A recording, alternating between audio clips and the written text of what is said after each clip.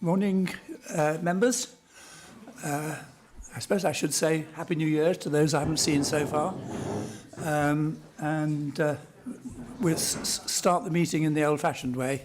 Oh, hold on, I'll just allow things to settle down.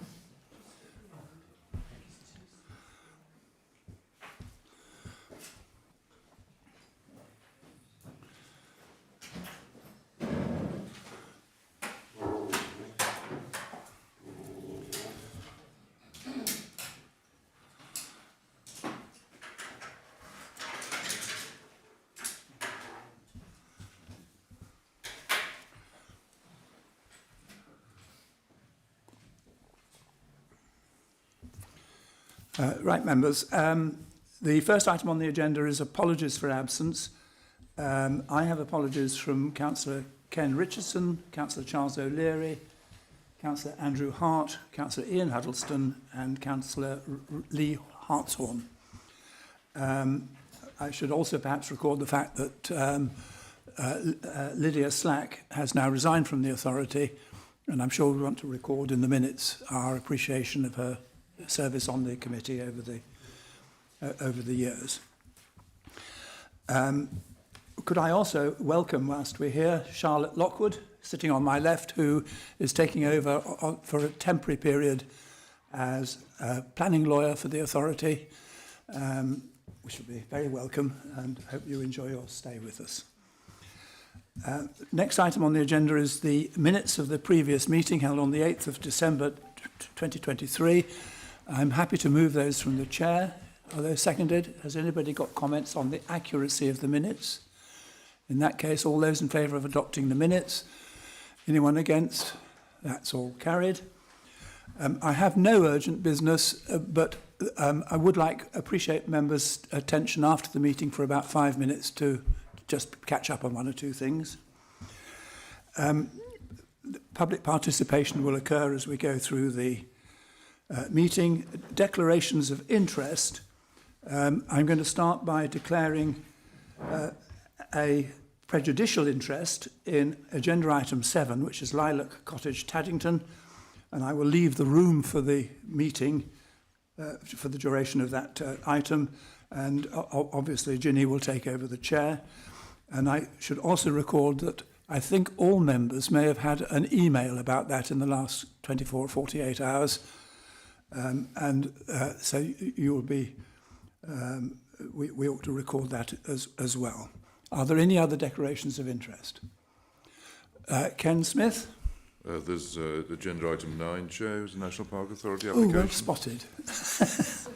I'd have to justify my existence somehow. Mike? No, that was it, was it? Yeah, okay, sorry. Yes, but it's picked up twice, isn't it? Yes, absolutely. 9. Any other declarations of interest? No, thank you very much. In that case, we come on to the agenda item 6, the Craggin Wild Boar Clough. There's a fairly straightforward plan. Would you like to introduce it for us? Thank you, Chair. This application is for change of use of the pub, the Craggin in Wild Boar Clough. Members visited the site in November before I started and debated the application, and it was deferred due to concerns about the scale of the development, where items were being stored, and applicants have discussed this with the officers have discussed this with the applicant further to resolve the issue. The applicant has removed all the items now that were stored outside of the areas permitted by the previous planning permission, and has provided photographic evidence to officers to demonstrate that. The applicant wishes to proceed with the application as submitted, which is, as previously approved on a temporary basis, the use of the dining room and the yard. This is the yard, which has got a structure covering it at the moment, which is unauthorised, and that's still there, I believe. But the proposal is to use the dining room and this yard area for storage, and the applicants confirm that the business can operate within those areas. So as you can see there, the dining room's on the top right of that drawing, and the yard's just outside that. It's important for members to consider that any proposal to expand the business further would be considered on its own merits. So we have to consider the application as proposed. An officer is satisfied that the applicant has demonstrated that the business can operate within the bounds of the planning permission and the conditions that are proposed. And there's no reason to refuse the application. So the application is recommended for approval, subject to the conditions set out in the report. Thank you, Chair. Thank you very much. Well, I think we did this to death a couple of meetings back. Unless members have got any particular comments, I'm going to move from the chair that we accept the recommendation. Have any members got any comments to make upon it? In that case, all those in favour of the recommendation? Those against? That is carried. Thank you. I will now vacate the chair for the next item on the agenda, which is Lilac Cottage, Taddington. Can you just put that over there?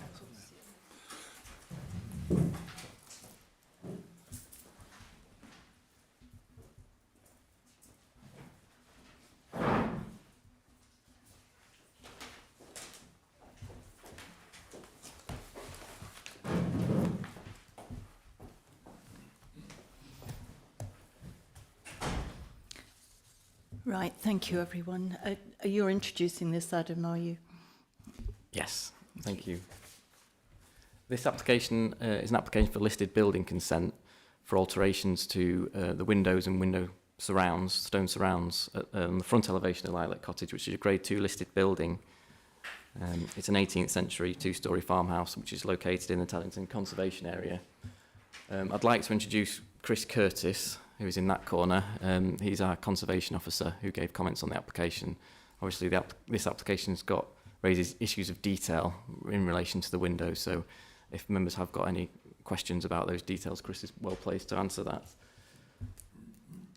It's important to note the windows that we saw on the building yesterday are unauthorised. They have been installed without listed building consent. The lawful position is single glazed windows of traditional design, and this is a photograph that the applicants provided of the building in 1999. And you'll see that the windows there had the general arrangement that's proposed with a pane over a pane, apart from obviously the opening in the bottom right, which was subdivided. But they are traditional single glazed timber windows. And you can see the surrounds there. And this is the image of the building as it stands today, with the double glazed windows which were installed later. The proposed double glazed windows would significantly alter the appearance of the building when compared to the lawful position of single glazed windows. As set out in paragraph 38 of the report, the application also proposes applied or stick-on glazing bars which don't actually reflect traditional joinery and generally are inappropriate for listed buildings. The proposed windows, we conclude, therefore, would result in less than substantial harm to the listed building. There is historic England guidance is that historic windows, whether they're original or later additions, should be repaired or replaced with accurate replicas. The proposal would result in modest benefits in terms of energy reduction in energy consumption, which would benefit and help mitigate the impacts of climate change. However, those benefits could be achieved in other ways, such as introduction of secondary glazing, or in situations where double glazing is appropriate, there are alternative technologies such as vacuum glass, which allow much slimmer profiles for the double glazing, which much better appearance, and can be used with traditional glazing bars, which are proper glazing bars that go through the window. So there are alternative options which can be appropriate in different situations. I feel it's also important to stress that in all my experience working at the National Park, we, as far as I'm aware, proposals to replace traditional single glazed windows have always been replaced on a like-for-like basis.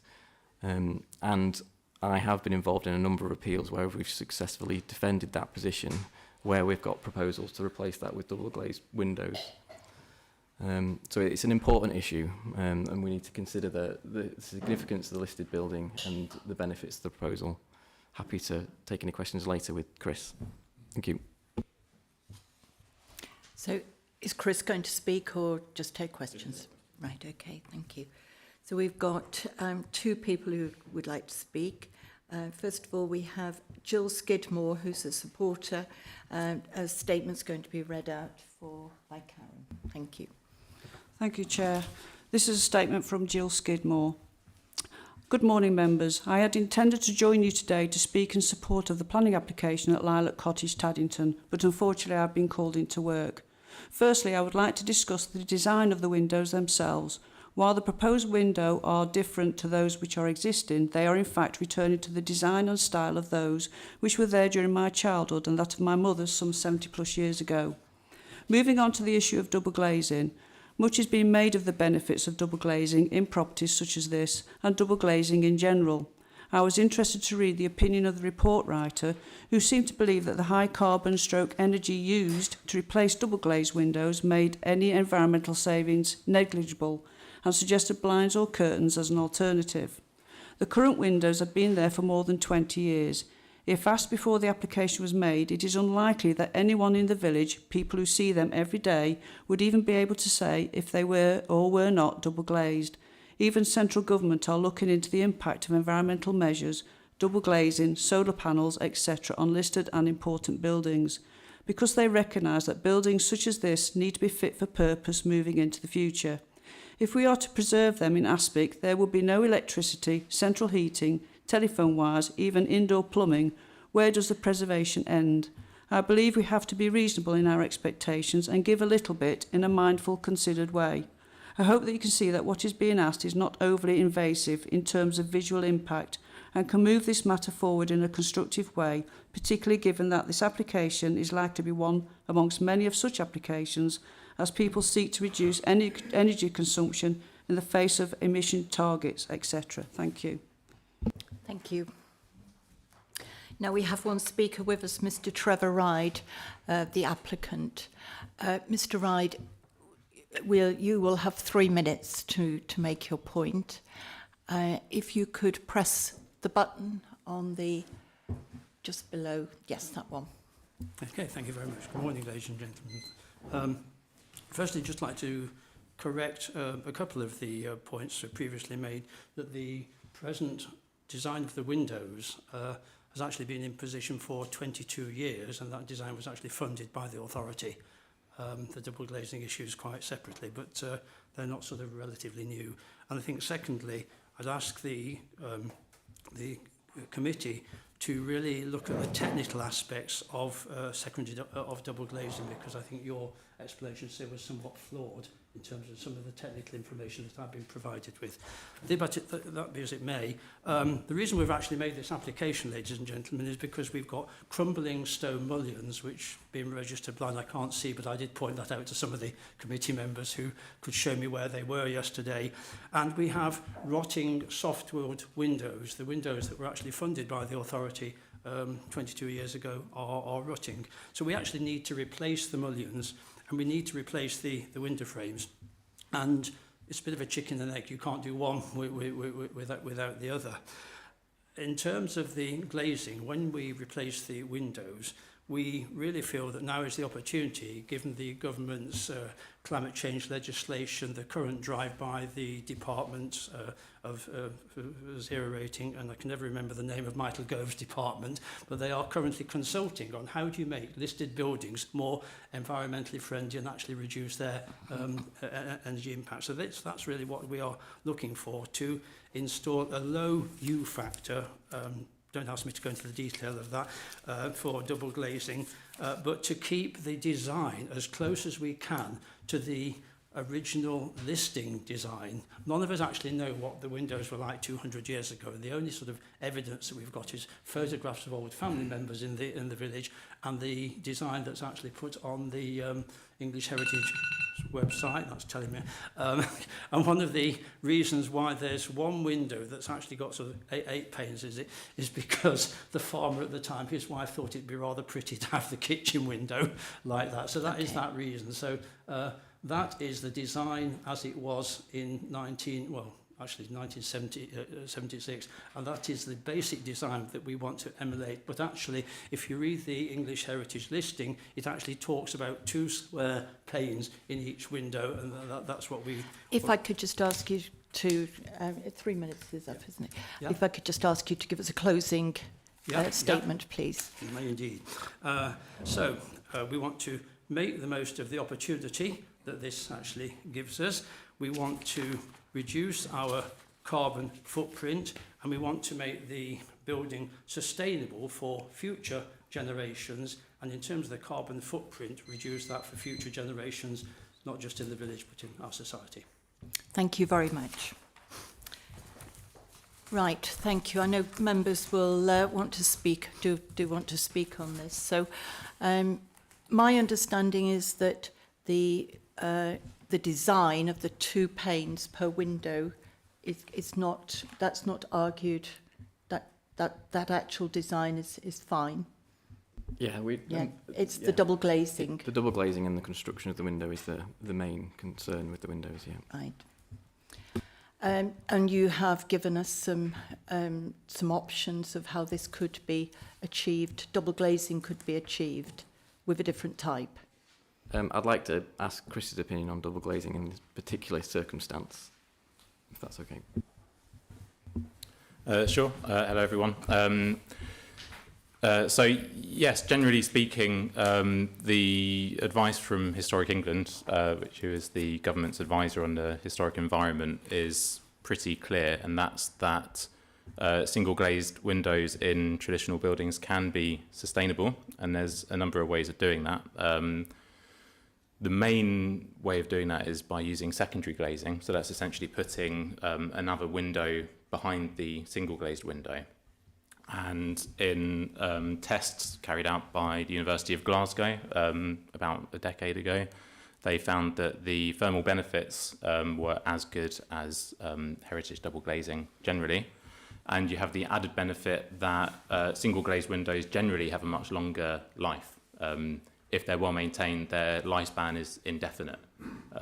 And testament to that is the numerous windows found all over the Peak Park, which are hundreds of years old.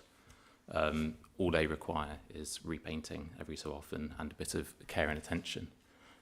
Secondary glazing also has the benefit of improved noise insulation as well. And we have examples of secondary glazing in Oldham House in the former CEO's office, if anybody wants to look at that later on. And then the added benefit of having a longer life, of course, is the embodied carbon, which is something that's not really been part of the debate, but which is increasingly becoming part of it. Double glazed units have a finite lifespan, typically 20 to 30 years. After that, they tend to blow. I'm sure most of you have probably seen double glazed units with condensation on the inside. That severely reduces the effectiveness of the insulated glazing unit.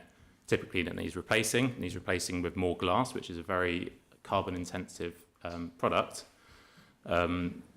Whereas traditional windows, if well maintained and with secondary glazing and or heavy curtain shutters and the like, can achieve similar benefits without having the added long-term question of renewing windows every 20 to 30 years, as is the case here. Thank you. Right, who would like to go first? Dermot. Thanks, Chair. Obviously on site yesterday. If you hadn't told me, I wouldn't have known. Sorry, could I just ask you to turn your microphone off? Thank you. Right, okay. If you hadn't told me that those windows were double glazed yesterday, I wouldn't have known. There was no visual effect from where I was standing that they were double glazed. I don't personally have a problem with what the applicant is trying to do here. I've had experience of projects whereby it's been insisted that there's been single glazing installed on new sash windows on a project in Ashbourne. I had cause to go back to that building after these very expensive bespoke sash windows were installed a few months later. And what I noted was the amount of condensation that was running down the walls in the building, which was obviously in time going to damage the fabric of the building. So I'm happy to see double glazing in this property. I would prefer to approve this. I understand what the officers are saying about secondary double glazing, but I personally don't have an issue with what the applicant is looking forward here. It seems very practical. I compliment them for actually wanting to actually repair the stonework. We see a lot of properties that don't receive that sort of maintenance. So yes, happy to support this application. Thank you. Ken and then Kath. Thank you, Chair. Looking at it from a, if you like, from a strategic point of view, it's a listed building, and managing listed buildings brings with it responsibility to take account of and work in line with the statutory responsibilities that that designation brings. For starters, although these windows are where they are, they're unauthorised. We have had no opportunity to influence the way in which the replacement windows were built or how they were installed. So I think we need to remember that listing is a reflection of how the national government considers the importance of buildings, and the listing description is one of the most important elements of that. It defines how the building appeared at the time of listing and why it was listed, and variations from that are the reasons why things come to planning committee. And we have a responsibility to bear in mind what things looked like at the time of listing and the reasons why it was listed, because it was deemed to be of national importance. And we've now diverged from that. We've got unauthorised windows. I recognise that the design of what's being proposed is in accord with what was there at the time of listing, but there are details that, to my mind, are completely inappropriate in so far as double glazing is not what was there at the time, and I think we have to be very mindful of that. Also, we're not looking at built windows, we're looking at bits that are glued on. The glazing bars aren't the same as what was there before. They're wider, for starters, and it's those small elements that, whilst it may not be immediately obvious to the person in the street that a window has changed subtly, but it does impact on the character of the building.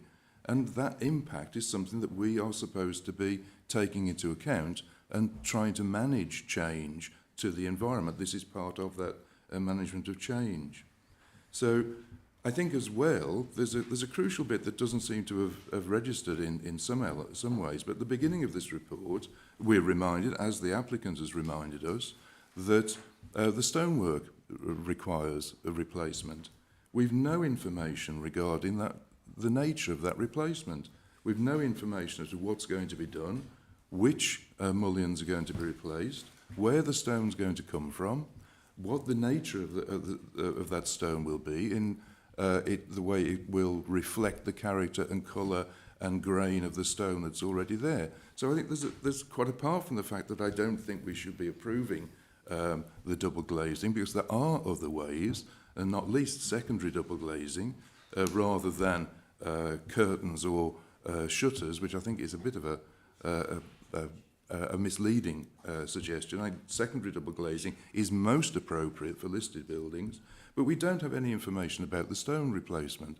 And I think on those grounds alone, we shouldn't be looking to approve this application. And I fully support the recommendation that the officers are making. Thank you, Ken. Kath.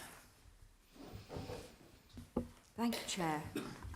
Well, I agree with Dermot's analysis. I think we need to accept the change that's taken place in our weather patterns and how that is affecting lots of areas. And when these listings were put on, of course, we hadn't got these changes in weather patterns.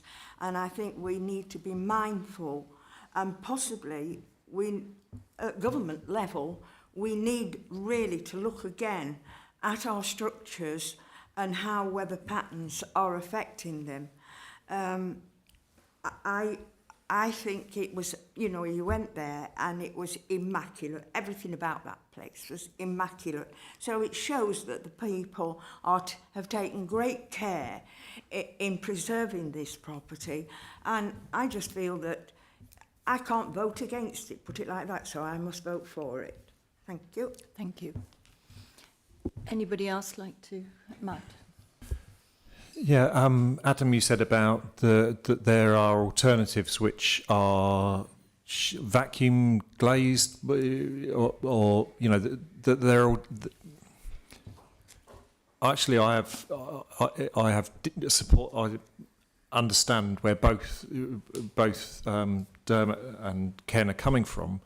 Are there alternatives that could be used? You know, that you said about, and are we talking about something which is going to cost £200,000 a window, or you know, is it the same sort of ballpark, or is it how fundamentally different is it?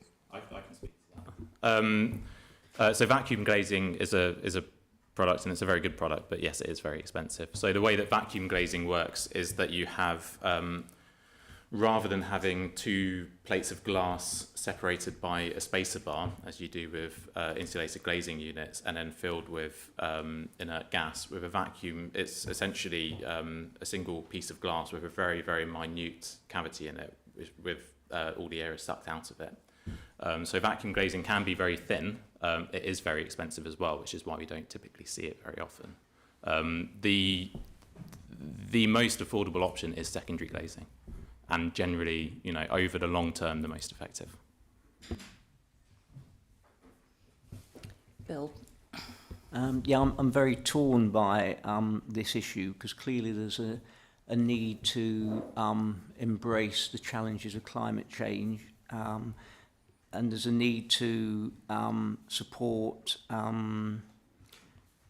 residents and others with the protection and warmth of their property as well.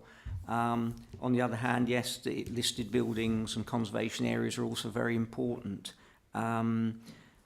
And the technology, I guess, is changing relatively quickly, and it's a sort of almost time to sort of pause and look at the whole thing. So some years ago, the plastic windows and things were terrible. You know, looked awful and were quite clearly inappropriate. But technology is moving on, and it might be at some point time to pause and rethink all these things. I think what Ken said about the stonework details, I would be in favour of deferring this, because we actually don't have enough details to determine the application, in my view, because the stonework is clearly very important, very prominent, and I could see it was in need of replacement. So I would favour that proposition at the moment, with a view to seeing whether if secondary glazing was acceptable, then that would be another way of seeing this issue through as well. Thank you. Martin? Right. Having had to deal with somewhat similar issues, but in a building which, although older than this, is neither listed nor in a conservation area, I did notice that some of the stonework had already been replaced, and there is a question over matching the new stonework either with the already replaced stonework or with original, if that was different, and that's not been covered. As for glazing,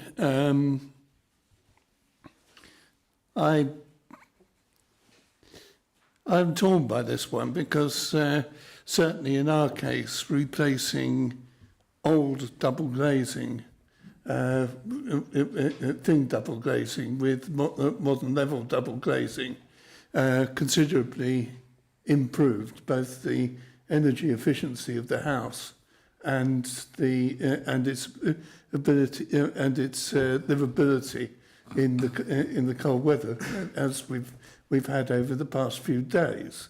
Therefore, I'm sympathetic to this this proposal, but think it probably should be deferred to look again and to formalise the working on the stonework, and also to look at whether other solutions are appropriate in this case. Okay, thank you. Does anybody else want to speak? Mike.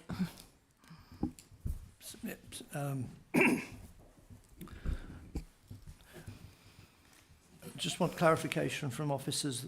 Are you saying that secondary glazing will be as efficient or almost as efficient as double glazing in securing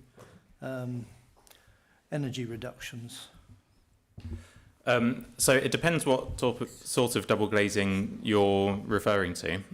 So generally speaking, on historic buildings where double glazing is accepted, it's the slimline double glazing, which otherwise uses traditional joinery and glazing bars, so true glazing bars, because that still retains a good part of the significance of a building. And secondary glazing tends to outperform the slimline double glazing. It doesn't necessarily outperform the 20mm double glazing, which is proposed here, just in terms of U values.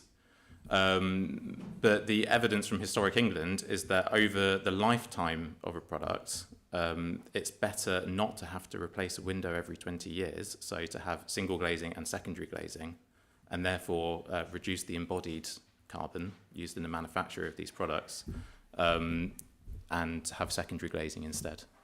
Does that make sense? Okay, so this is a difficult one for us. Dermot, you did actually move the recommendation, and I think Kath has seconded it.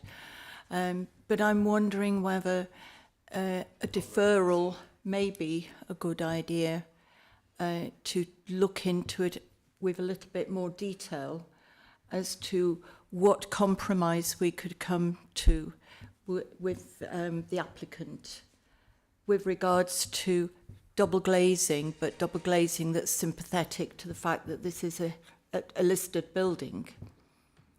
And also the detail of the replacement of the mullion windows. How do members feel about that?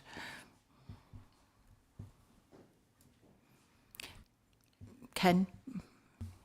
Subject to Dermot and Kath withdrawing their proposals, I would support deferral to give the applicant opportunity to provide us with the information about what is proposed for stone replacement, as well as for some dialogue to be entered into over the niceties of the nature of double glazing.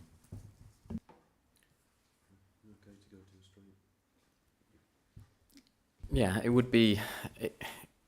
Appreciate the mood for deferral. It would be useful for officers to get a steer on whether members would be looking on for the applicant to get a steer, whether members would be looking for a proposal to come back with secondary glazing, or if members were minded to support double glazing.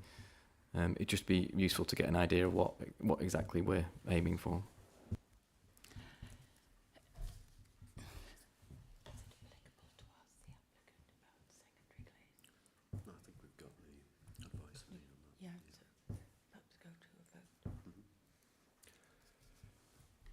Yeah, we're going to propose a new motion on that.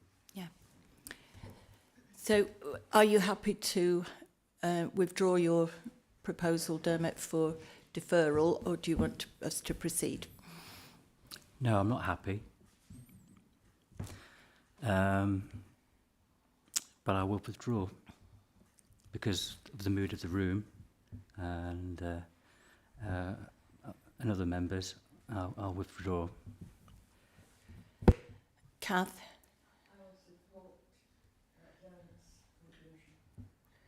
So you're happy to withdraw? I'm not happy to. you would. Okay, so we've got a motion to defer. So, would somebody propose a motion to defer? Ken? Yeah, I'm happy to propose that, Chair. And seconded by Martin. All those in favour?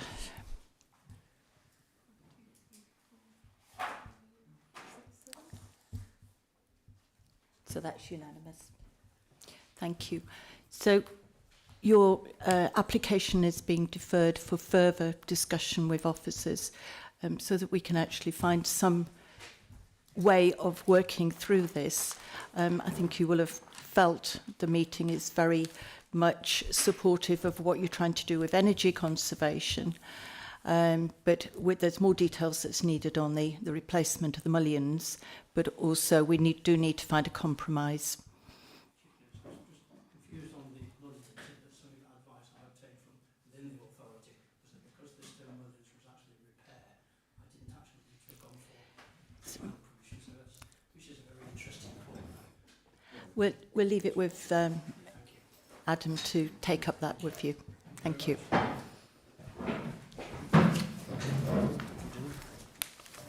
tricky, isn't it? Quite tricky to work your way through the process. No, it's fine. Yeah, well, the feeling of the meeting was both ways, wasn't it? Yeah. There's got to be a way around this. Yeah. Refusal would have been too hard line.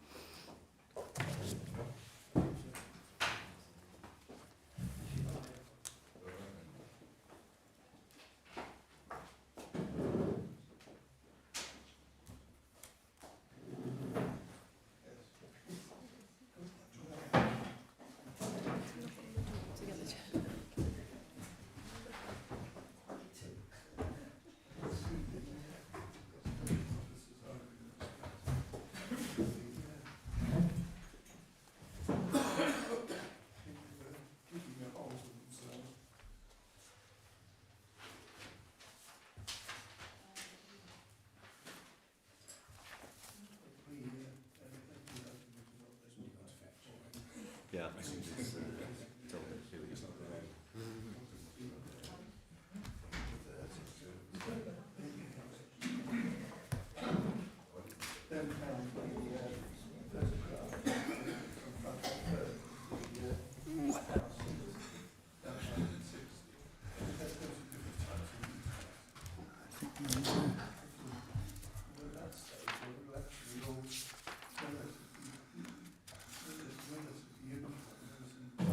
Right, ladies and gentlemen, members, the next items on the agenda are agenda item 8 and agenda item 9, what I like to think of as the bridge over the River Wye. The first part of it is the Habitat Regulations report. Would you like to deal with that first? We'll take the both votes together. Yes, thank you, Chair. You're correct. There's two reports. One is a Habitats Regulations assessment, so members are asked to adopt that or note that report and its conclusions. I'll cover that in one presentation, and then we follow on to determine the planning application. This is the application site. It concerns an existing footbridge over the River Wye, just to the northwest of Cresbrook Mill. So on this slide, Cresbrook Mill lies down to the southeast. You've got the list of buildings which form this terrace here, along with the mill itself, as we know is a listed building. The area to the west, this is the footbridge itself, the area to the west is designated as part of the Peak District Dales Special Area of Conservation, and also the site of special scientific interest in the Wye Valley.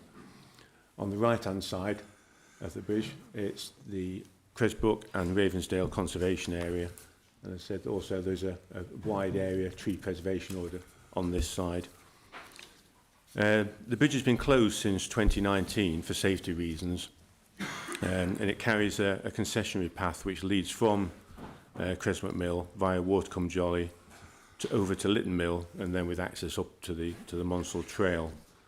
And the proposal is to replace this bridge with a new structure. which I'll lead you through the slides. But before doing that, I'll just show you the existing character of the existing bridge and before going on to the detailed plans. And it's this designation on the west side where the western part of the bridge is planted, which triggers the need for the habitats regulation assessment. And that is asked, through that process, we're asked to consider whether the proposal would have a significant impact on those, the reasons for that designation. And you can see from the report that working through that, it concludes that given the new footbridge will have a footprint within the same footprint of the existing structure, there's no direct impacts on habitats or species are being predicted, and therefore no likely significant impact on the protected sites. Natural England confirm that and raised no objections, but they have gone on to subject to suggesting mitigation in the form of conditions, effectively adopting the package of measures in the submitted ecology report, and with those adopted as conditions, then the HRA can conclude that there'll be no likely significant effect, and therefore pave the way for us to proceed to determine the planning application itself. So just moving on to the slides to show you the character and setting of the existing footbridge. So this is the west approach, a few stone steps up to the timber bridge deck with timber handrails either side. The bridge itself is formed with two I-beams, steel I-beams, which bridge the span, and that in itself sits, as you can see, on limestone sort of piers at either side. So this is the east side, and you can see here the I-beams sitting below, supporting the deck itself. And a close-up of the detail of those abutments. It is likely that there might be some minor repairs to one side of those abutments, but effectively the new deck is going to sit across those. We'll see in the details. So that's the existing structure. And the replacement, slightly different. Instead of steel I-beams, it's, I'll get it right, it's a resin-infused fibre reinforced polymer. I think in layman's terms that's an exceedingly hard plastic type material. I've got an example of that's towards the end of the presentation. It is slightly thicker than the existing the bridge deck, so it's about 900 millimetres wide as against 627. Similar timber approach, sort of handrails. Steps are required to lift slightly higher to that higher deck level. The existing abutment here, or support pier, will be raised slightly to, for aesthetic reasons. It isn't required structurally, but for aesthetic reasons it'll be lifted up. And the colour of this bridge deck, although in your report it talks about being green, we would like to revise that condition to be grey, which would better reflect the weathered limestone colours in that valley. So just looking above, that's the existing arrangement, and as proposed from above, there'll be a grippy sort of surface on top to avoid slips, and it'll be 1.2 metres wide, so adequate for pedestrians to use. And there's just a couple of sections as existing with the I-beams, and as proposed. From the other side, it's level at the moment, but the slightly deeper bridge deck requires just a couple of modest steps built in natural limestone on the existing footprint. And at the other end, as existing, we saw in the photographs, existing steps would just be raised and formed in a very similar way up to the new raised bridge deck. So this is an example of a similar structure elsewhere. You can see there, this is the grey version, which I think is more appropriate. You can see there's on top of that there is a coarse wearing surface. So the application is supported because the new bridge would support access and recreation opportunities and reopen a well-used public right-of-way with obvious public benefits. In design terms, we saw the bridges is different. It's still of a simple form, and whilst it is more modern, it is nevertheless acceptable in this location. In terms of the impacts of the design on the conservation area, it's deemed there would be some very minor harm to the conservation area, but that would be extremely limited and at the lower end of the scale of impact on significance, and easily outweighed by the public benefits of reopening the access. The ecological report notes there's limited potential for the works to impact on protected species, and subject to the mitigation measures set out in the conditions, that would be acceptable. So, subject to the conditions, the application is recommended approval. However, Chair, can I ask that, because we don't have the final response from the Environment Agency, that the decision is delegated, if you're minded to approve, to the head of planning to consider any response from the Environment Agency and conditions under delegated powers in conjunction with yourself and Vice Chair. Thank you. Okay, thank you very much. No speakers, I think? No. Members, yes, Mike. Thank you, Chair. Very pleased to see that, as I'm sure the local residents will be very pleased to have this bridge restored after 5 years of absence. But you said in the presentation about if I understood right, the base is constructed of a resin, a plastics type material, and I wondered why that had been chosen, rather than the other because you have renewable materials elsewhere on the bridge, but why that was chosen for the base? I don't know why the applicant chose that particular material. I would imagine it's a mixture of function plus cost and maintenance, ongoing maintenance issues. This product is likely to have a long life and a low maintenance regime, as well as being more cost effective. I understand, although it's not a planning matter as such in this case, that replacing the bridge with a steel structure would have turned out to be prohibitively expensive for the applicant, and would have resulted in the footpath being closed for another indefinite period until funds were able to be secured. As submitted, we've deemed this particular solution to be acceptable and therefore recommended approval. If I can just add to that, I know this area very well, and it's a fairly dank area, and wooden surfaces here would get very slippery. I must admit I have some reservation about the appearance of this, but I can see why they've used it as a safety issue. Other members? In that case, I'm going to move it. I'm going to move first of all the acceptance of the Habitats report. Is that seconded? All those in favour? Anyone against? No, that's carried. And now the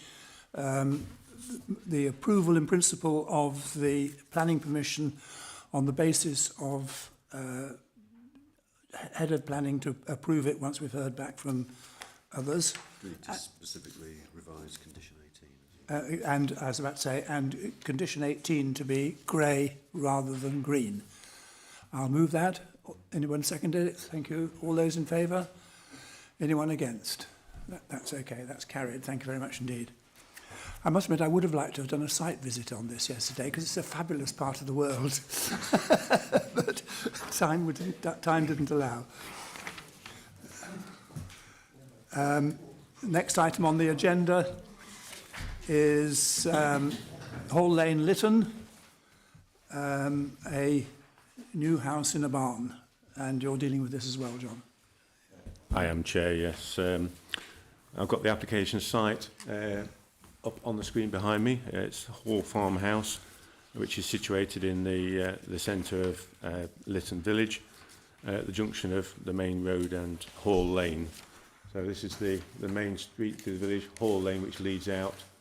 The main farmhouse there with domestic curtilage, parking for 2 vehicles, and then the former range of historic farm buildings associated with the farmhouse lie to the south. Ones just beyond the application site have already been converted into residential use. The western range of the outbuildings now form a market dwelling known as Farmhands Cottage, leaving the eastern barn being remaining one for conversion. And there is so that's a two-storey stone barn, and attached between the two is as we saw on the site yesterday, a blockwork and corrugated iron lean-to of much later age. There's a yard with access off Hall Lane, which provides plenty of parking for both holiday cottage, the bed and breakfast use in the main farmhouse and Farmhands Cottage, and potentially in any approval of this scheme. So the proposal relates to the conversion of this two-storey barn along with the lean-to form a two-bed market dwelling. If I move on to the next slide.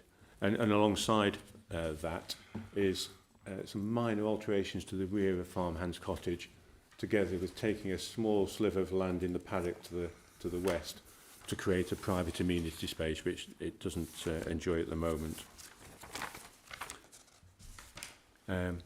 So that's the layout as proposed. So the barn will be converted. We'll see from the floor plans it's an upside-down conversion with bedrooms on the ground floor, one of which would be in the remodelled lean-to, which would be largely rebuilt and faced in stone and blue slate, along with removing the hard row from the existing barn and replacing that with blue slate.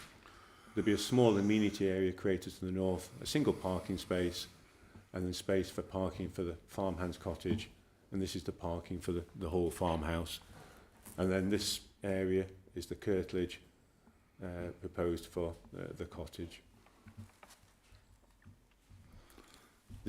Along with the proposal, there is also plans to replace the existing septic tank, which is within the yard, which serves the house and Farmhands Cottage. Replace that with a packaged treatment plant in the same location, which would then outfall to a drainage field in the paddock to the west. That would pick up the existing Farmhands Cottage outfall, as well as the new dwelling. The existing house would then go direct to the public sewer. And this drainage solution has also triggered the need for a habitats regulations assessment, because it's within the nutrient neutrality area where there's known impacts from development like this on the Wye River in terms of nutrient blooms, etc. So this development, along with other developments within that zone, has to demonstrate nutrient neutrality. And this solution, the package treatment plant and drainage field, has achieved that. And within a separate HRA, Habitat Regulations Assessment, which are in fact delegated to Head of Planning, we have determined that, along with support from Natural England, that would have no, an insignificant or no effect upon the designated sites, paving the way for us to proceed with determination of this particular application. So I'll just lead you through the slide to show the context. This is from the main street, so you have the Hall farmhouse to the right here, and its curtilage, separate access there for its domestic vehicles, and then this is the range of the buildings behind, with its access there into the farmyard, or former farmyard, I should say. Just moving down the lane. So this is the Farmhands Cottage, which was converted a number of years ago. This is the barn, which is now in separate ownership, forming a property called Long Shippen, which is now in residential use. This is the subject barn for conversion, and this is the blockwork lean-to at the moment. And you can see here, some scarring on the wall here from the former use, because when Farmhands Cottage was converted, the barn was somewhat, also the lean-to was somewhat close to that and impinged on its amenity, so it was shortened, thus revealing more of the historic barn behind, and the openings which are blocked in this case because they're onto a separate property. This tree is a conifer of no particular merit. which would be removed as part of the proposals. We'll see on the plans the parking space would be here and a small amenity space on this end. This slide just shows the farmhands cottage. There's no change to that side. Behind that is where the curtilage would be created. And then a view of the lean-to and the relationship between the two properties. You can see how here these are the former openings. There's another one covered up, and there are other openings you'll see in the ensuing slides that are being covered by this lean-to. Panning to the left there. And as part of the proposal we'll see on the detailed plans is a new window in this elevation at the higher level and a single window on the roadside elevation. Now, part of the applicant's case you'll see in the report for the retention of the lean-to, and this is the crux of the application because there's no concerns about the works to farmhands cottage or the drainage matters, or there's no concerns about the conversion of the historic part of the barn either, because our policies support that, provided you achieve conservation enhancement, and that is necessary to benefit from a market use. And it's a high bar to pass with GSP2, our core strategy policy, that says you have to achieve significant conservation. So with those two points in mind, and with our Conservation of Historic Buildings Design SPD, officers strongly promoted the removal of the lean-to, which would reveal historic openings, which would enable a more sensitive conversion in our view, as well as enhance the farmyard, the setting of the cottage, and meet the high bar in our housing policy and general strategic policy too. In contrast, the applicant says it's an integral part of his conversion and has pointed to the fact that it stood on site for some considerable time. And it is true, a lean-to has been on site for some time. It first appeared sometime between 1920 and 1950, so it's not a historic structure as such. And this photograph, an old photograph from 1950, show a lean-to which appears to be in stone with a corrugated roof before it was shortened. And this is the first evidence in 1950. It wasn't there in 1920, but it was in 1950. And then a later photograph, 1976.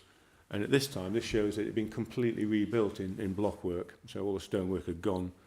So the structure we see here today is dates from 1976 and is of absolutely no merit whatsoever, really. In fact, it does harm the setting of these historic buildings in the courtyard. It was then, obviously, when Farmhands Cottage was converted and altered, it was truncated, and the applicant took the opportunity to rebuild the gable of it in natural stone, you see there. So panning across, that's the front elevation. See how it impinges on the door jamb of the door there. The applicant's agent did say on site yesterday that they would be willing to cut it back a little bit to make sure that it didn't overlap the door jamb, but the application before us is for it to overlap. So that would need to be an amendment. Internally, I refer to the fact it covers up some key details which would be revealed if the lean-to was removed. So we have the door opening in the corner here, a window, and on the back wall a further doorway into the barn, which would have to remain blocked because that's part of the long ship and residential conversion next door. There's a shot of the gable end.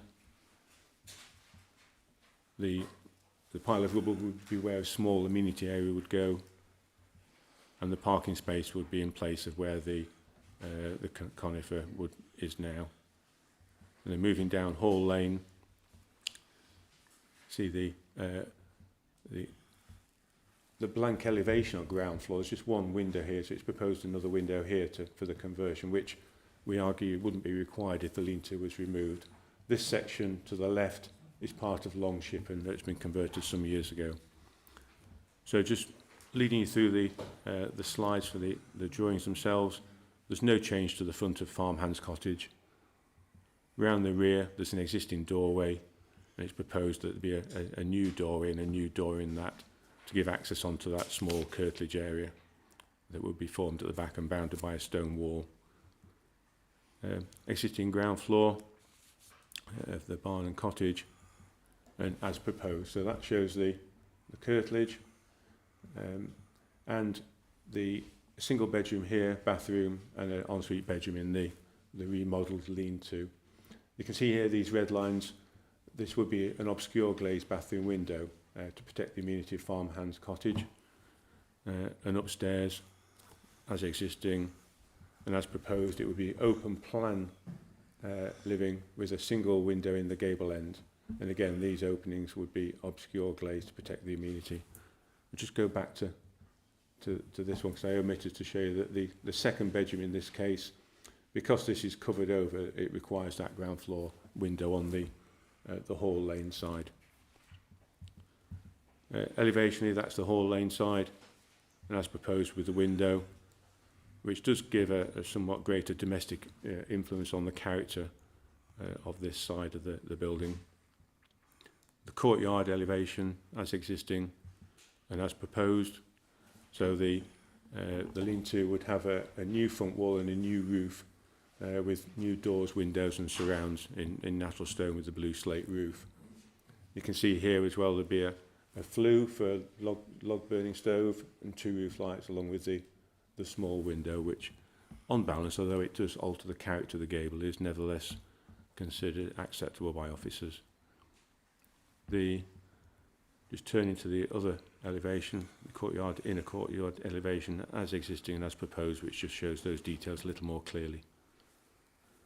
And so officers have unfortunately been unable to convince the applicant and his agent to remove the lean-to, which would have paved the way for an approval, and hence we've recommended refusal because of the harm that does to the historic character of the buildings themselves and the setting of those within the courtyard, and that isn't achieving that high bar in our housing policy to achieve conservation enhancement necessary to warrant a market approval. Alongside that reason for refusal, we've also got a reason on ecological grounds because unfortunately the surveys are out of date in terms of how bats, a protected species, are using the building.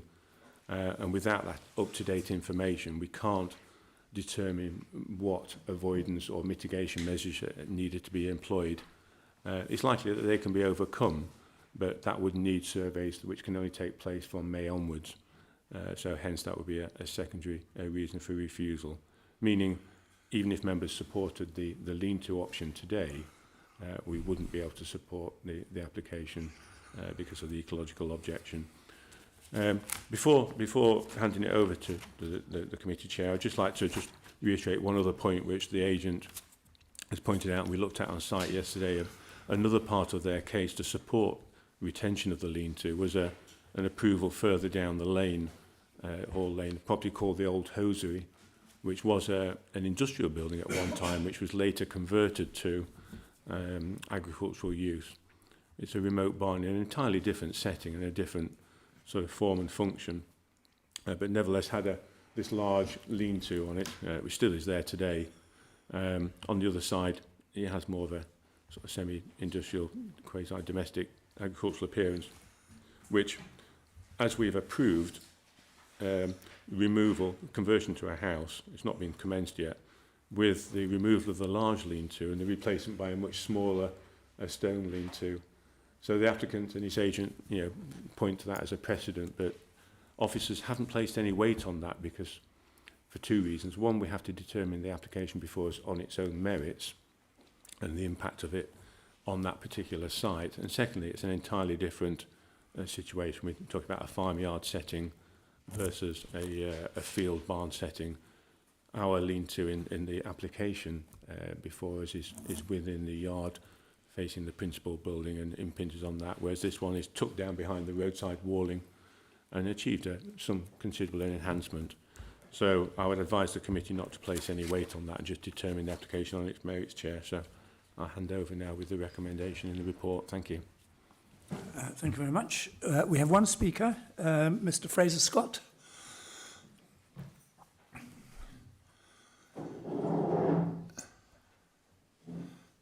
thank you for letting us visit your site yesterday. It was very instructive. Thank you very much. There's a button on there which, with any luck, will turn a little red light on. No, not yet. Yes, whichever one. Yes. Okay. And you have 3 minutes in which to make your points to us. Right, good morning, everyone. Thank you for inviting me. Good morning. This has been a long, drawn-out process, some points of which you may not be aware and haven't been told this morning. It was validated in June 21, and there have been many delays in getting to where we are today, mainly due to the park's resourcing issues, and with numerous iterations due to the officers' views, which I have generally accepted reluctantly. Upside-down building for a start. There have been inconsistencies, but don't have the time here to explain them all. You've been told about the hosiery building. It's a non-designated heritage asset, as is mine. This received conditional approval by delegated powers. It didn't come to committee. The conclusion for that read in, I quote, "In conclusion, as amended, any harm to the significance of the building arising from the development would be outweighed by the public benefits of securing a long-term, viable use for the building. Points of interest. The hosiery has a new window, a derelict lean-to that will be demolished and rebuilt nearly half the length, which is far more prominent in a form exactly as I propose for my conversion. Incredibly, the hosiery has 2 large roof lights in the lean-to. I wanted 2, much smaller, but officers asked that they be removed. Longshipton converted 10 years ago has 2 roof lights just above mine. The lean-to is at least 75 years old, hardly modern. I accept that it's changed its form to the building you see today, but I want to enhance it in a way that is virtually identical to that of the hosiery building, which is acceptable, and I want to give it a viable use. In the park's design guide, lean-tos are an accepted form of extensions when subservient. This is. The same policies are in force across the park. Why such inconsistencies? I want to provide long-term accommodation. I have 4 sons, and one of them and his wife are now in our cottage. Another would like to return. And when downsizing, we might move into it, wanting to stay in the village, having been there for 30 years. When the report was issued, we were expecting there'd be one main reason to discuss the lean-to, but when received last Wednesday, there were 2 bats. There'd been discussions and agreed on what could be done to accommodate them. Due to that time, it's taken the bat surveys do need to be updated, I accept that. Unless I've misunderstood the officer's report, it says this can be conditioned, and now we're advised 2 or 3 days ago that it can't. Had we known that, we probably wouldn't have even been in front of you today. The report refers to a high bar to be achieved. We're doing more than's been approved elsewhere. Given time, there are more inconsistencies that I can demonstrate to you. If consistency is to be applied, I can't see what the problem is. If conclusion, the irony being the officers say return it to its original format. Yes, the lean-to is later, but the archaeological report states that the other part of the barn to be converted was built after what is now Longshipton. Therefore, by that logic, both the lean-to and the barn should be removed. Where do you stop? Back to fields and forests. Thank you. Thank you very much indeed. Right, members. Ginny. Thank you. Without conversion, this barn is eventually going to fall into disrepair and be lost. I think a conversion it's viable. It's not viable without the space of the lean-to. The lean-to is very much integral to having this building as a useful building. And with sympathetic development, it will preserve and enhance this for years to come. Yes, the bat survey will need doing, but you can put in a bat loft. You can actually put in conditions for that. So I am very much in favour of us approving this with the lean-to, because I think it will actually enhance the environment and the area that it sits in. So I'm moving it for approval. Thank you very much. Dermot and then Ken. Thank you, Chair. Yeah. Yes. Yeah, I'm very happy to second. Excuse me, should I sit? Yeah, please, if you could. Thank you. I'm quite happy to second what Ginny is saying. I think it would be a great enhancement when you consider the quality of the other developments in that yard and whatever. That wonderful property just beyond that's been converted. I'm sure there weren't any roof lights or whatever in that original building. We've allowed change. That block work, that building is a bit of an eyesore. But I don't think anybody actually sees it. It's very difficult to probably see it from the road unless you actually look into the yard. Got to think about viability, If we took the lean-to out, I'm sure you would struggle to. There's not a lot of room in that property, so it does improve the livability of the property. I don't have any issues with the new opening light at the end of the barn there. I think it's a good design. I'm happy to support it. Thank you very much. Ken? Thank you, Chair. I think we have to perhaps go back to base and look at what the basis is of our policies for conversions of traditional farm buildings, which I think is entirely appropriate. I support Ginny's point about ensuring the future of the building through conversion. But the basis of our policies is, in dealing with non-designated heritage assets, is to conserve and enhance them. And I would suggest, I submit, that it doesn't do either, as proposed. The nature of the farm yard, which is what it was ultimately, is of a courtyard type of farm provision, with an activity area surrounded by the farm buildings. We have a more recent intrusion that has been demolished a number of times and rebuilt a number of times. It's not a part of a non-designated heritage asset. It's a modern construct. And what it does, it masks the important elements of both the Longshippen and the barn that is up for conversion. It blocks the access door and the window, as you can see there, and as was pointed out by John, it will continue to block the door on the right, which has been blocked up because of the Longship and is now in a different ownership. So as a result of maintaining a structure, a new build, effectively, it isn't conversion of an existing, it's a new build. Because that's going to happen, we're going to have to see the punching of a new hole through the roadside wall. The nature of roadside barns is, in the main, that they are devoid of openings, apart from, on occasions, cart doors, which has been blocked and is in different ownership, and a pitching hole, which is what is being proposed for conversion to a window in the upper part of this building. So, far from conserving and enhancing, it's actually going to have a continued and increased impact, a negative impact, on the character of this building.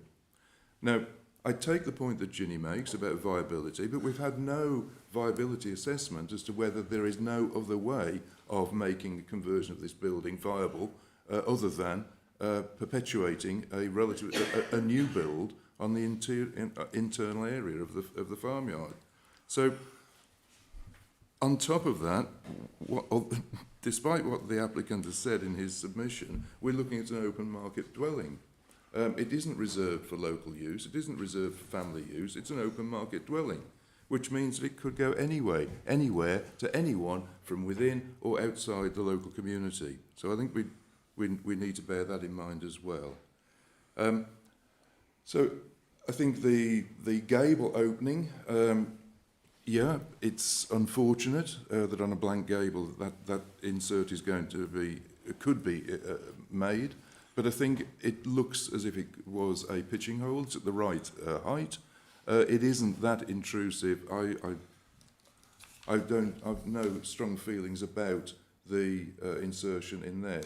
But I do think, Chair, that what we should do is bear in mind the basis of our policies to conserve and enhance, and bear in mind that as proposed, this is going to do neither to the heritage interest of the principal building that is up for conversion. I'll stop there, Chair.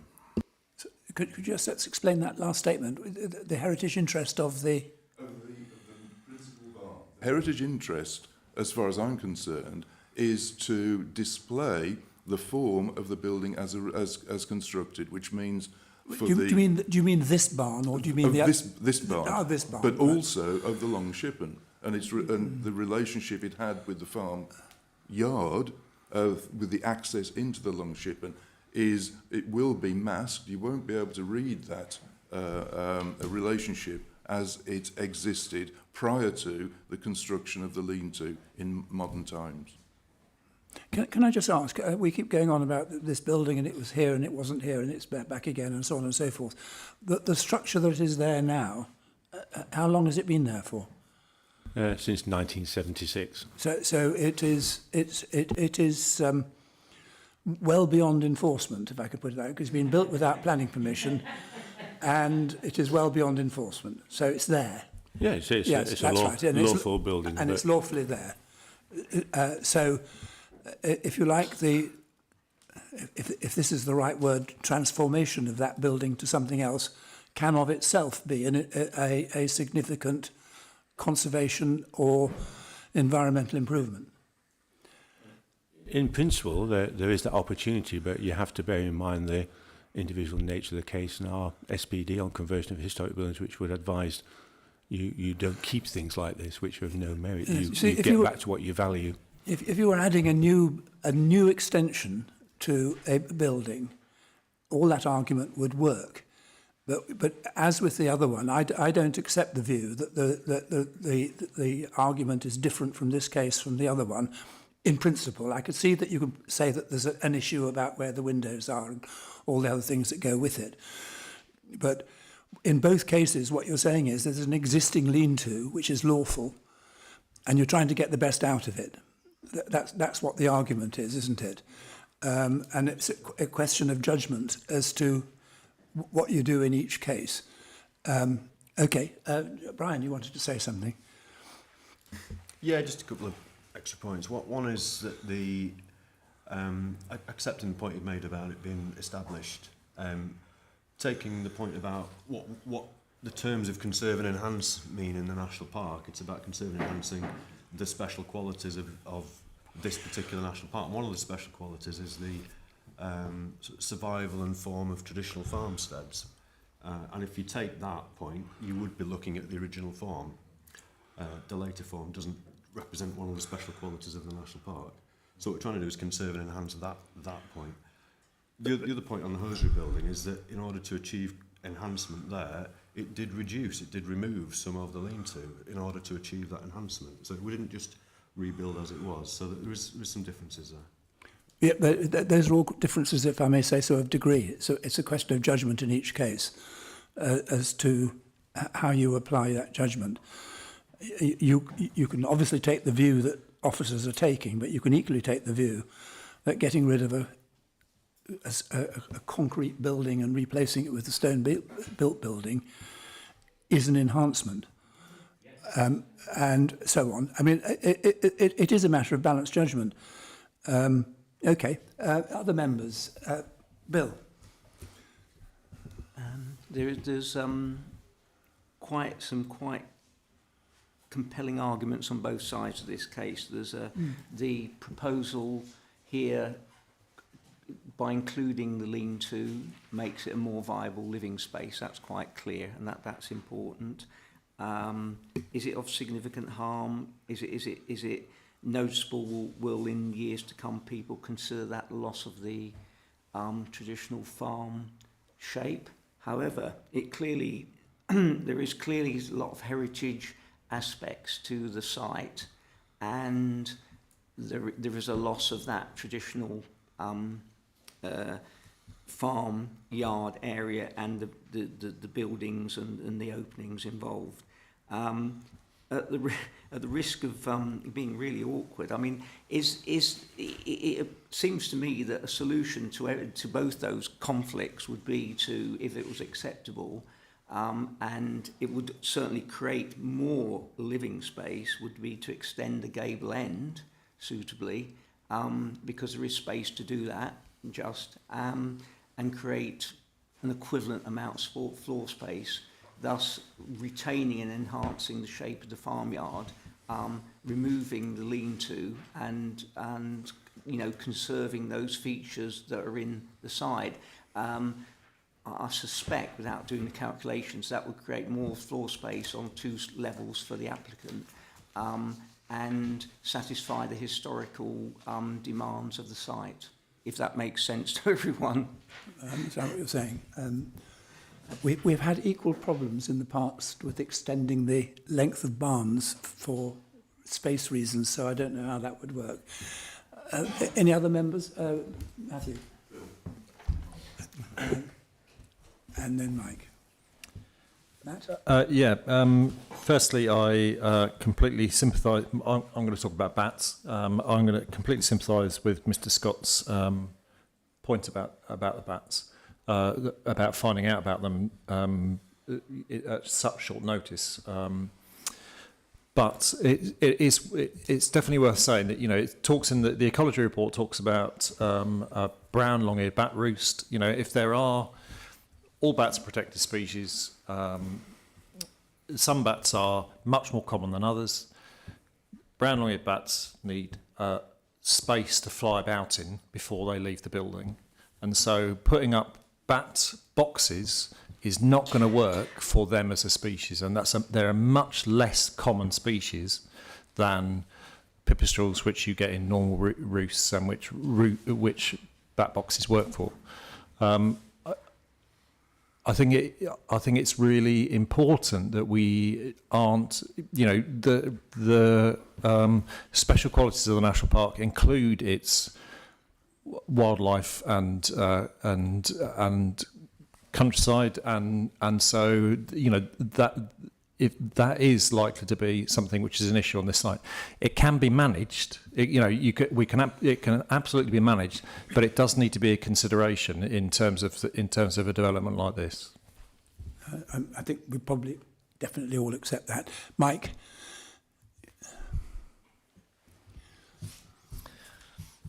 I think, like Bill, I can see this is a difficult one, but I do have a problem with cutting out heritage off at a certain time in the early 20th century. Sorry, is the mic, no, yeah, the mic's on.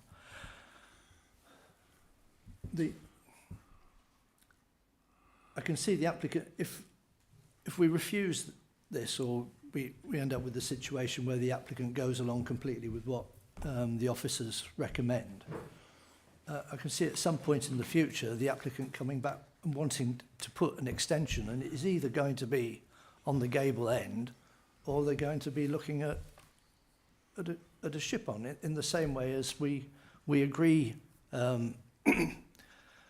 less than substantial extensions to other buildings in the national park. So, yeah, I'm finding this really difficult, and I can see where you were going with this, Chair, in trying to tease out that difficulty. It is. The other thing with the bats is that surely that can be secured by condition. Can we ask about that? Can we be clear about whether this can be done by condition or not? Yeah, I'd just like to come back on 2 points.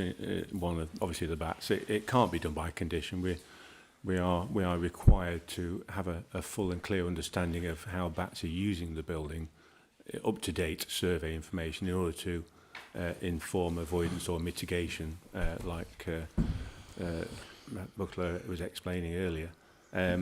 So we can't make a decision without that information. The other point I'd just like to make is that if we value this as a non-designated heritage asset, which we as officers do, there's no evidence to suggest that it's not viable to convert the original structure. It might be or it might not be, but there's no evidence to suggest that. If it wasn't viable to convert, then yes, in those circumstances, we then look at the minimum amount of development necessary to make it viable, or alternative uses, obviously. And yes, you know, lean-to is something that might have been considered. But in this case, there's no evidence that forces us to look down that route of trying to find increased accommodation to ensure a development that conserves the barn and is also viable. I'd just like to be clear on that point. Do you know, after 2.5 years, we should have an idea, dealing with this application, about its viability, about the viability issue. That is really worrying. I mean, the report says that that is an alternative and it can be accommodated with smaller bedrooms. I must admit, I couldn't see it from the plan, but to suddenly start studying viability after 2.5 years seems a bit onerous, actually.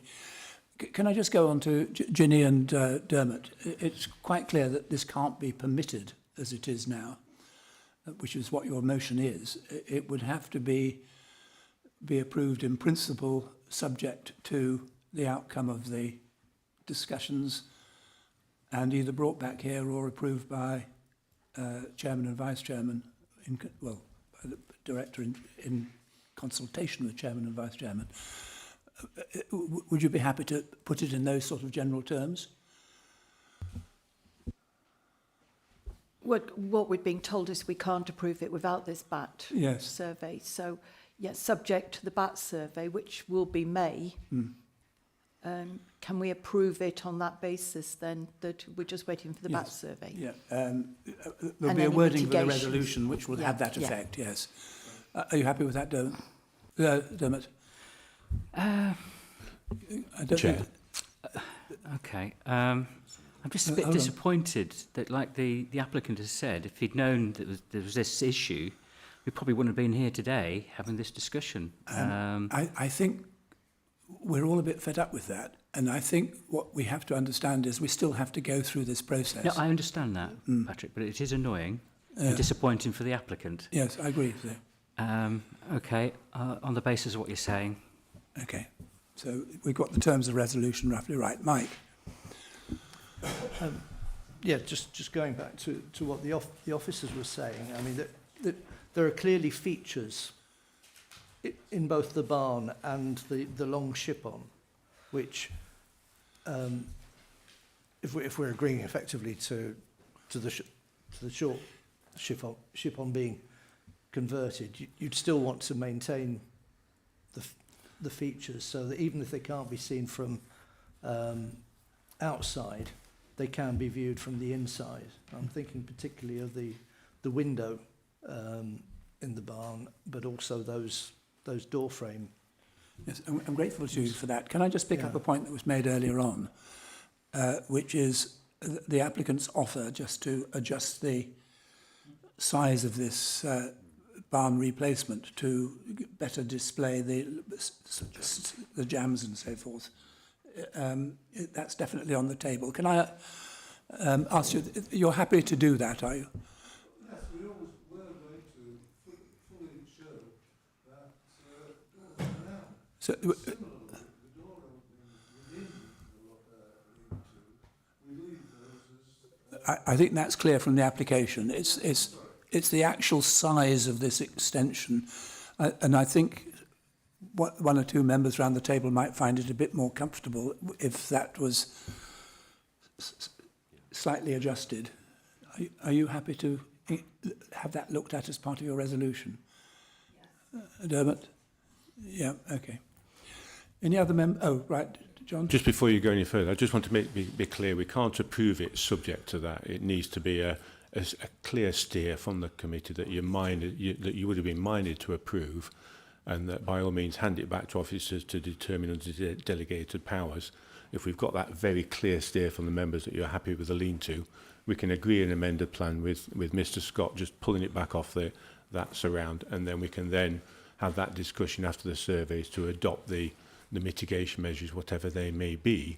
If we can't agree, we'd bring it back to committee, but I would envisage a delegated approval if that was the will of the committee.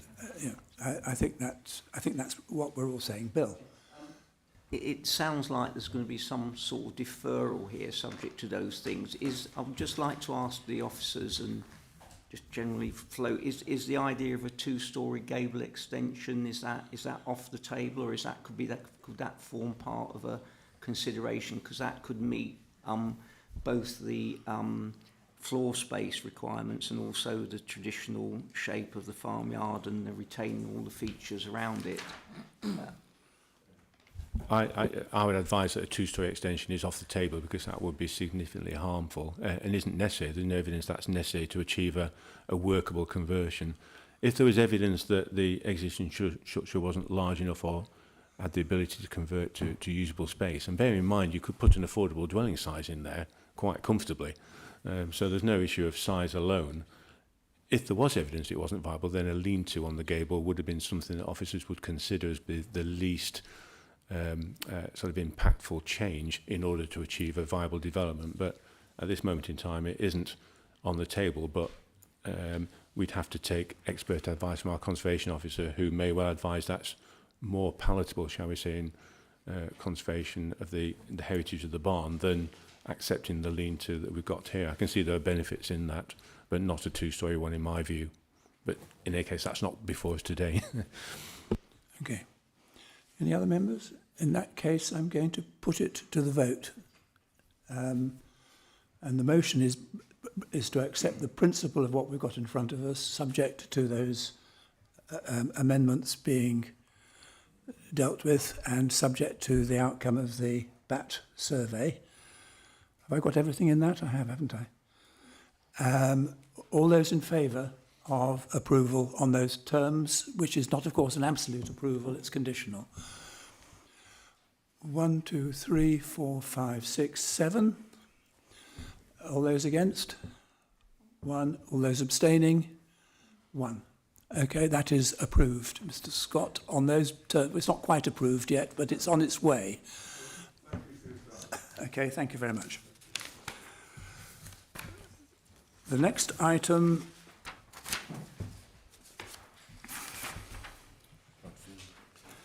is agenda item 11, Low Bradfield Burnside Garage. Who's presenting this? You are, John, still? Yeah.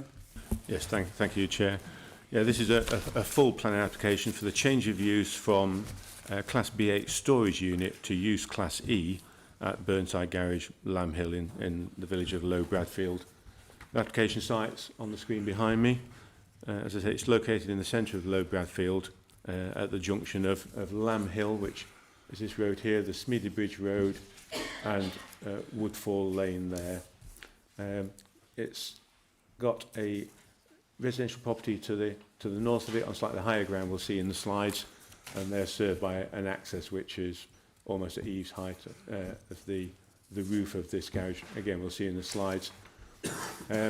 It's one half of the garage. It's basically a two bay garage. So it's the northern half there. There is an area of courtyard to the front, a gravel courtyard, and a small area of grass to the side. And we'll see it's a mono pitch building, built of stone, grit stone, timber doors. You'll note one of the doors, these have been fairly recently replaced. One of the doors is a bit short. There was a construction area and it's going to be replaced. Mono pitch roof with a membrane on it. And this is the higher residential property and their access. And Lamb Hill behind. A view over that, just give you a context of relationship and help with positioning within the village. This is the cricket ground.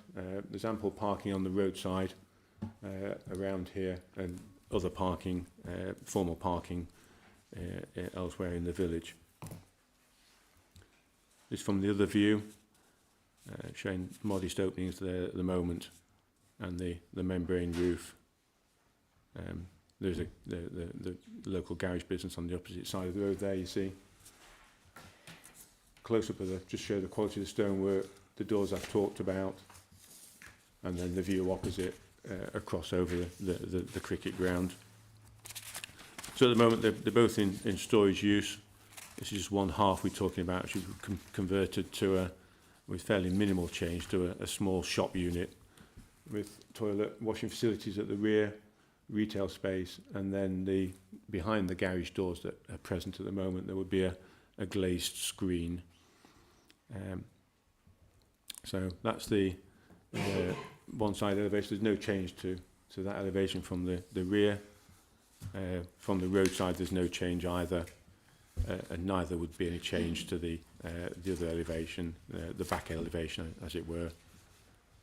When it wasn't in use, the existing elevation would be exactly the same as proposed, with the door shutters closed. But when open, you'd have a simple glazed screen with a doorway into the shop unit. So it's a very simple proposal, a small retail space within Class E. It's an appropriate use within the village. It would add to the vitality of the community in principle, so it's supported by our housing and community policies, which allow for such development, provided they're of an acceptable scale to meet the needs of the local community, which this is. We have suggested a condition preventing the sale of hot food, because that would be the only concern within that use class that might give rise to conditions that would affect the amenity of those residents nearby, which are relatively close. So with that condition, Chair, we recommend approval for the application. We do have a couple of updates just to update members on. Bradfield Parish Council have amended their comments, so just to be limited to the points made about limited parking provision in the area and the fact that the property is in the conservation area. They also refer to it being in the green belt, which it's not, obviously. That is not a classification within the national park. So they've omitted their concern about overdevelopment. On the ecology, we've got an update. There's no evidence of birds or bats found, although there is some potential for roosting and nesting. So we're just adopting conditions which pick up the proposals in the ecology report to resolve that issue. And we've had one additional response in support from a third party making similar grounds. So just to note that our National Park Authority ecologist response didn't advise any enhancement measures were required, but we had suggested the condition of the 2 bat boxes, which picks up the ecology report of the applicant. So on that basis, Chair, we recommend approval of the application. Thank you.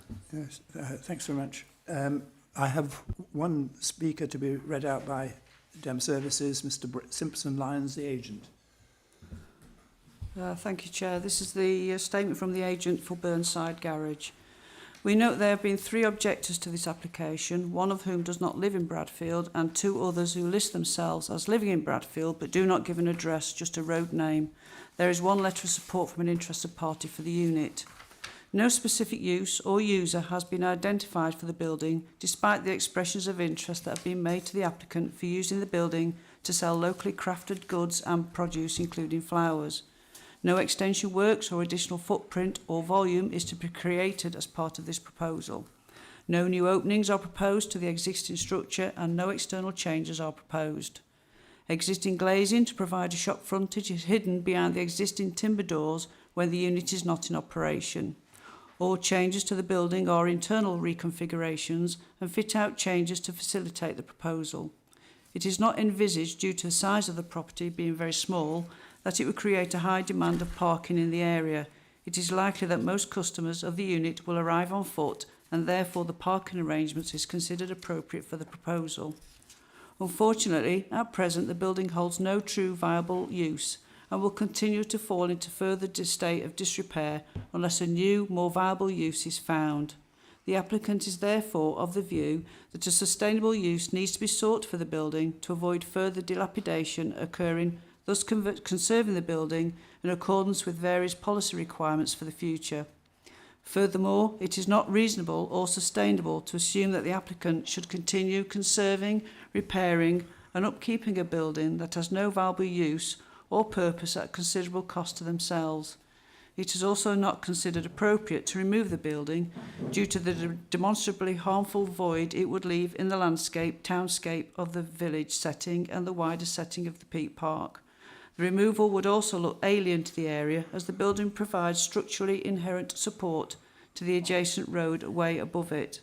Conservation of the building by repurposing it into a small craft-type shop is the only viable and non-harmful option to ensure the longevity of the application building and also the adjacent structures due to their structural linkage and reliance on the road above. In essence, its removal would do far more harm than good in every way. Thank you. Thank you very much. Well, yes, I'm hoping this is straightforward. I'm going to move it from the chair. Is anybody seconding it? Right, members, anybody want to say anything? Mike? Yes, just simply to say that in response to one of the representations about oversaturation of retail outlets, that's not my experience when I visit Bradfield. So I'm minded to support the recommendation, Chair. Matt, do you just want to say anything? No? Okay. Anybody else? All those in favour? Anyone against? That is carried. The next item on the agenda is... oh, there she is.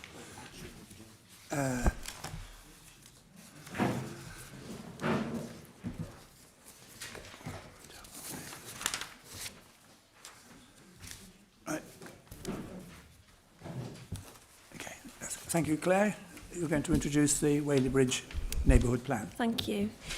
At the October Planning Committee, members approved the Whaley Bridge Neighbourhood Plan to proceed to a public referendum. The referendum was held on the 7th of December and asked residents whether they wanted the High Peak Borough Council and the Peak District National Park to use the Whaley Bridge Neighbourhood Plan to make planning applications in their area. The result was 92% of people voting yes and 8% voting no. The majority of the neighbourhood plan area is within the High Peak Borough Council. However, there are policies within the plan that are relevant to the National Park. It is considered that all of the Whaley Bridge Neighbourhood Plan policies are in general conformity with the National Park's planning policies as required by legislation, and that these policies enhance local aspects as identified by the neighbourhood plan process. These include policies on the natural environment, local green space, heritage and local character, landscape character and the setting of the national park. A neighbourhood plan comes into force as part of the relevant local planning authority's statutory development plan once it has been approved at referendum through Section 38 of the Planning and Compulsory Purchase Act. As per national guidance, the neighbourhood plan must then be made by the local planning authority within 8 weeks of the referendum. It is noted that High Peak Borough Council are due to formally make the plan week commencing the 22nd of January. The Policy and Communities team therefore asks that the committee makes Whaley Bridge Neighbourhood Plan part of the authority's statutory development plan for the Whaley Bridge neighbourhood area. Thank you very much. I think this is straightforward, so I'm going to also move this from the chair. Is that seconded? Thank you. Anybody wish to comment? We did have this at a couple of meetings back. Okay, all those in favour? Anyone against? No, that's fine. Thank you very much, Claire. The next item we have is agenda item 13. I hope that's not auspicious. Monitoring and Enforcement Quarterly Review. Andrew?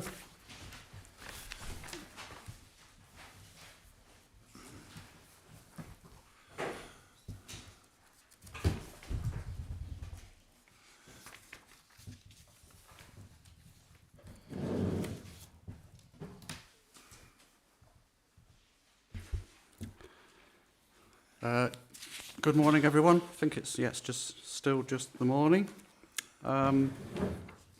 This is the standard quarterly review for monitoring enforcement. So the report is set out in the standard way. I just wanted to highlight a couple of points that are made in the report. Firstly, we're making some good progress on recruitment, I'm pleased to say. So we've recently welcomed Denise Hunt back into enforcement. She previously worked in monitoring enforcement for a number of years. And in the meantime, she's been spreading her wings, working as a planning officer, most recently in the South area team.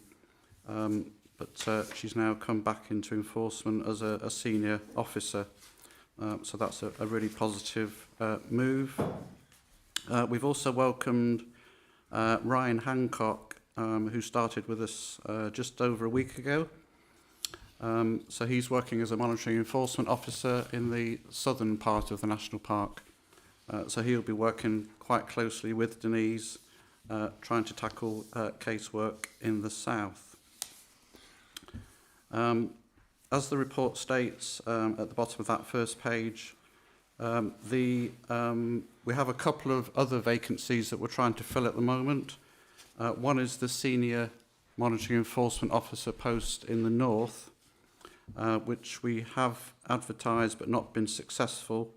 It has been re-advertised, and we've now lined up an interview for next week. So we'll hopefully see what happens with that. The other vacancy that we have currently is a short-term contract for 2 years, focusing specifically on listed building enforcement cases. We have advertised that post once, but weren't able to fill it, unfortunately, and that is going to be re-advertised imminently, I believe. So we're still making efforts to fill those vacancies, but as I say, we are making some good progress. Just moving on to the notices issued in paragraph 7, you'll see that we only issued one enforcement notice in the last quarter of 2023, relating to Rockingstone Farm at Birchover. Members may recall a retrospective application that was approved for that development. An enforcement notice has been issued, and it was due to come into effect at the end of this month, or on the 30th of this month, but we understand that an appeal has been submitted. So subject to that appeal being validated,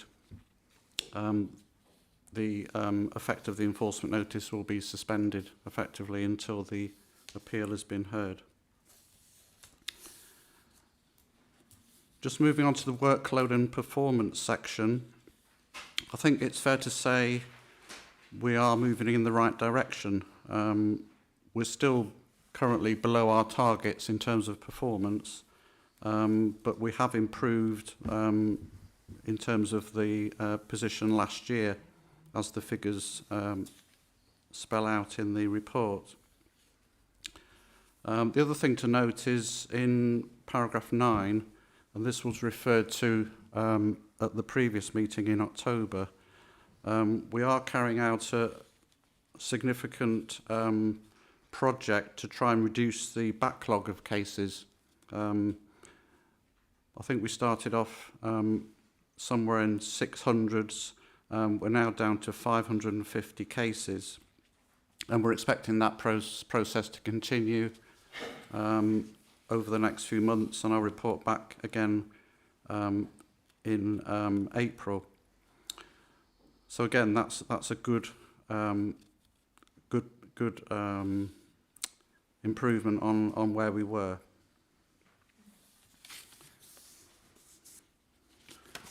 If I can just move towards the end of the report, the high priority cases that are summarised in paragraph 13.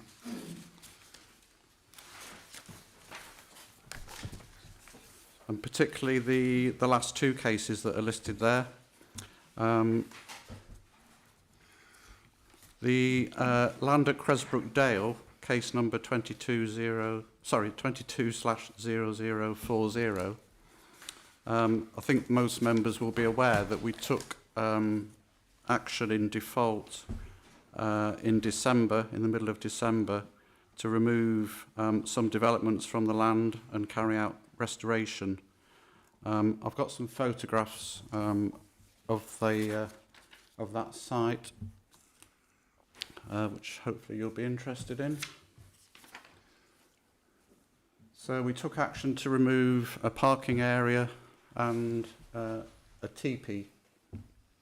This is the parking area, immediately alongside a public footpath. This was taken some time ago, but shows the extent of the hard standing, obviously the surfacing that was laid. And that's another view from the other direction. You can see the footpath running up to the gate there, so it's immediately next to the public footpath. This was the work in progress to remove the parking area. So it had been constructed using limestone, but also, hopefully you can see in that photograph, I think in the next photograph, also within that surfacing had been laid some plastic matting, grid matting, which proved a little bit difficult to remove, but it was eventually taken up. And that's the end result. So the material that had been scraped back or pushed back to the right of that photograph was dragged back and used to restore the land. And we're confident that, given time, that will green up in the forthcoming few months. And so we're really pleased with that result. This is the teepee. So you can see it there. You can see, hopefully, that there were some groundworks carried out. You can see to the right-hand side that the land was cut away slightly to create a more level area for the teepee to be erected. That's the teepee in the course of being removed. And then this shows the situation as it is now, or as it was immediately after it was removed and the land restored.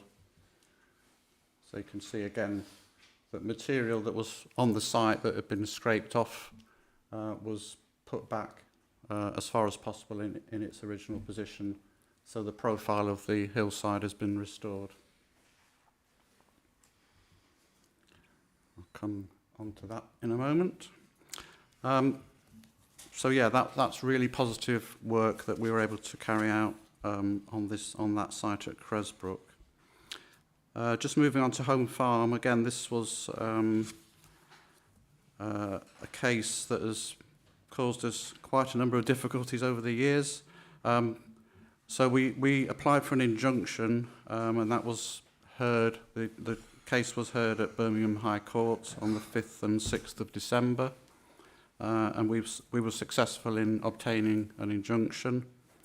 In summary, the court order that was issued requires the landowner not to carry out any further development on the land, and secondly, to remove various developments that have already been carried out, including some developments that are subject of enforcement notices.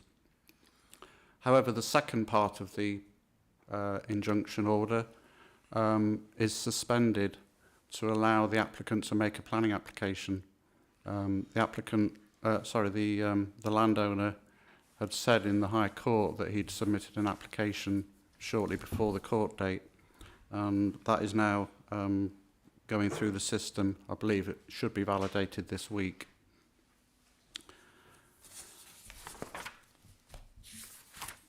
I'll just go back and show you some more photographs on cases that have been closed.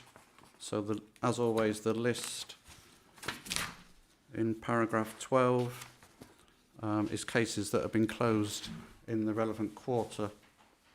So just a couple of cases, much more minor cases, but still they have to be dealt with. So this is a banner sign that was erected on a building on a station yard in Bakewell, for those who know it, an industrial estate there. But this photograph was taken from the Monsell Trail, so it was very much visible to the public. and not acceptable from our point of view, and that sign has now been removed. And secondly, completely different place, completely different context. This is a listed building, Earlstonedale Primary School, and the issue was the satellite dish, which I appreciate is not particularly visible, but you can hopefully see it on the gable end, just behind the iron railings next to the window. So that had been added without listed building consent, and that shows the satellite dish removed.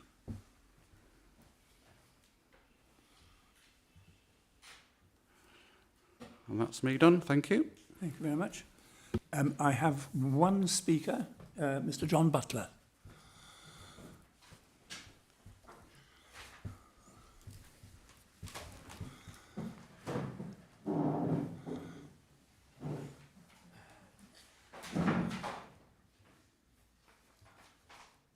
I think you're familiar with our procedures, so just when you're ready, put the button on and thank you. You have 3 Am I on? minutes. Yes, good. Good morning. Thank you very much for giving me this space. My name is John Butler. I'm chair of the Crestbrook Community Group and latterly chair of the Save Crestbrook-Dale campaign.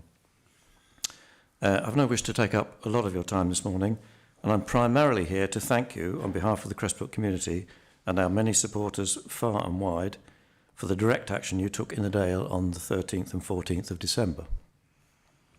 We appreciate the care with which you removed the illegal plastic car park base and the TP and reinstated the ground to its original contours. It wasn't an easy task, and we're sorry you subsequently experienced some of the harassment and intimidation that we have lived with for the last 18 months. Despite some light and absurd moments, it has mainly been a very stressful, frustrating, surreal, and often miserable time for us. Although there remains some work to be completed, we're delighted that the Dale is well on its way to being restored to its former wild glory. Our campaign has consistently received overwhelming public support, both locally and nationally. People really do care about the National Park and the authorities' role in protecting and conserving our wild spaces. Your recent action has provided much needed reassurance that these wonderful places will be defended.